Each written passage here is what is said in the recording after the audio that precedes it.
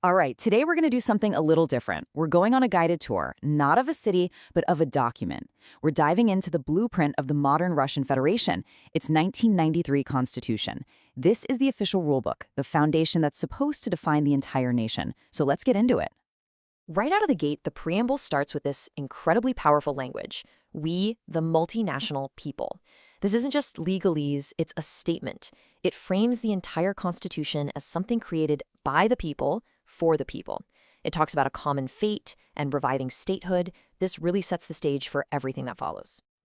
So where do we start our tour? Well, with Chapter 1. And you got to understand, this chapter is everything. It's the bedrock, the core principles that the entire state is supposed to be built on.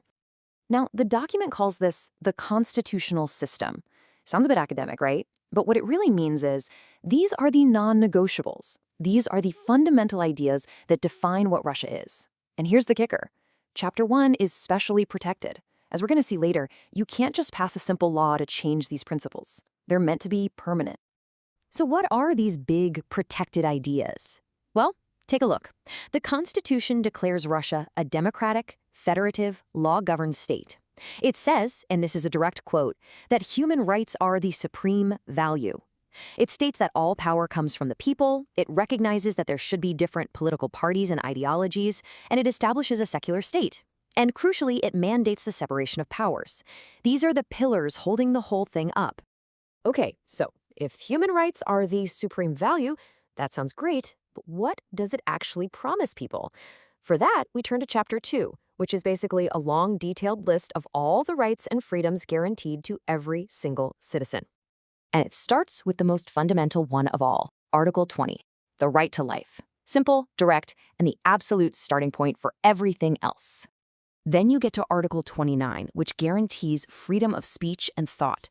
And it gets really specific, saying that censorship is prohibited and the media's freedom is guaranteed.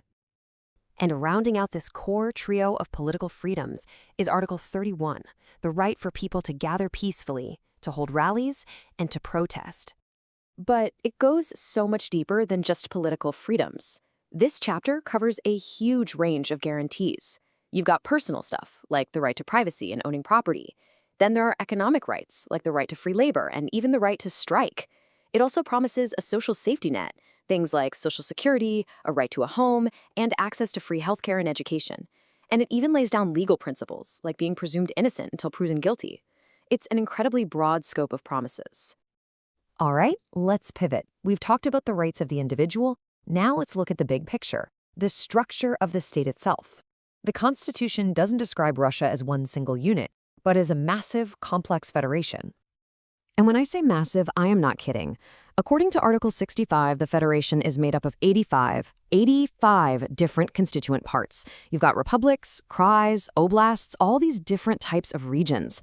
That number alone just gives you a sense of the scale and the diversity that this system is trying to manage. So how do you manage all that? Well, the Constitution tries to draw some clear lines. It splits powers into two buckets. Some things, like foreign policy, defense, the national budget, that's all exclusively federal. The central government in Moscow handles it. But then there's this whole other category of joint powers, things that are shared between the central government and the regions. We're talking about stuff like natural resources, healthcare, and even protecting human rights. It's designed to be a balance. Okay, so we've got the map of the country. Now let's look at the engine room, the three branches of government. Remember back in Chapter 1, it mandated a separation of powers? Well, here's how it's supposed to work. First up, the executive branch, headed by the president. Article 80 defines the president as the head of state, but also, and this is a key phrase, the guarantor of the Constitution. They're also the supreme commander-in-chief of the military. So right there in the text, it's a role with some serious built-in authority. And here's a great example of that power in action.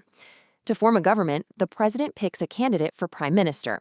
But, and it's a big but, they can't just appoint them. They need the consent of the State Duma, which is the lower house of parliament. It's a perfect illustration of that intended check and balance between the executive and the legislature. Once the Duma says yes, the president makes it official. Speaking of the parliament, it's called the Federal Assembly, and it's split into two chambers. You have the State Duma, the lower house, which represents all the citizens directly. Their main job is to pass laws. Then you have the Federation Council, the upper house, which represents those 85 regions we talked about. And they have some very specific, very powerful jobs, like approving the use of the military outside of Russia or appointing the country's top judges. And that brings us to the third branch, the judiciary. The idea here is pretty straightforward but absolutely crucial. Article 120 says it clearly. Judges are independent. They're supposed to answer only to the Constitution and the law, not to politicians or any other kind of pressure. That's the principle, anyway. Okay, final stop on our tour. You've got this massive, detailed blueprint for a nation, but what if you want to renovate? Can you even change the Constitution? Well, yes, but the rules are very, very specific. And this is super important. The Constitution basically sets up two difficulty levels. For most of the chapters, you can amend them, but it's tough. You need a supermajority in Parliament plus the approval of 2/3 of the regional legislatures. But for those foundational chapters, Chapter 1 with the core principles and Chapter 2 with human rights, it's a whole different ballgame. The regular Parliament can't change them at all. To even touch those, you'd have to convene a special constitutional assembly. It's an incredibly high bar, and it's designed that way on purpose to protect those core values. So let's pull it all together. What have we seen on this tour? We've seen a document that, on paper, lays out a democratic state built on a federal system, with a huge list of guaranteed rights and a clear separation of powers. And understanding this blueprint, what it says, what it promises, is absolutely essential if you want to understand the foundation of the modern Russian state. And I think it's worth leaving you with one of the most powerful sentences in the entire text. It's from Article 2, and it says that protecting human rights isn't just a nice idea, it is the obligation of the state. That's its primary job, according to this blueprint. And that really leaves us with a huge question, one that applies to pretty much any country anywhere. What is the relationship between a nation's foundational text, its highest ideals written down on paper, and the actual lived reality of its people every day? Something to think about. Thanks for joining me.